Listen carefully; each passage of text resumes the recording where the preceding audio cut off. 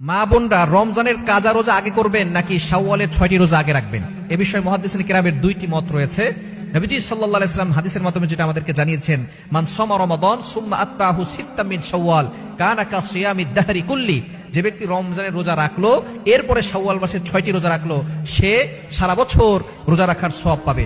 এখানে মুহাদ্দিসিন কিরাম প্রথম ব্যাখ্যা করেছেন যে ব্যক্তি আগে রমজানের রোজা রাখবে এরপরে শাওয়ালের 6টি রোজা রাখবে। সুতরাং মা বোনরা আমরা চেষ্টা করবো আগে রমজানের কাজা রোজাগুলো যেগুলো হয়ে গেছে আল্লাহ প্রদত্ত অসুস্থতার কারণে আগে আপনি রমজানের কাজা রোজাগুলো রাখবেন, এরপরে শাওয়ালের 6টি রোজা রাখবেন, তাহলে পরিপূর্ণ সওয়াব আপনি পেয়ে যাবেন। তবে আরো একটি মত আছে, যদি কারো কষ্ট হয়ে যায়, বিভিন্ন ধরনের ব্যস্ততা থেকে যায়, তাহলে আপনি শাওয়ালের রোজা রাখতে পারেন, কারণ শাওয়ালের 6টি রোজা ওই মাসে আপনাকে রাখতে হবে, পরে রাখলে আর কোনো সওয়াব পাবেন না। কিন্তু রমজানের কাজা রোজাগুলো আপনি পরেও রাখতে পারবেন। দ্বিতীয় মতটি বলেছেন, যদি আপনার সময় না থাকে, যদি ব্যস্ততা থাকে, তাহলে আপনি আগে শাওয়ালের 6টি রোজা রাখবেন, কাজা রোজাগুলো পরে আদায় করতে পারবেন। আম্মা আয়েশা রাদিয়াল্লাহু তাআলা আনহা শাবান মাসে রমজানের কাজা রোজাগুলো অনেক সময় আদায় করতেন, সুতরাং আপনি এটা পরেও আদায় করতে পারেন।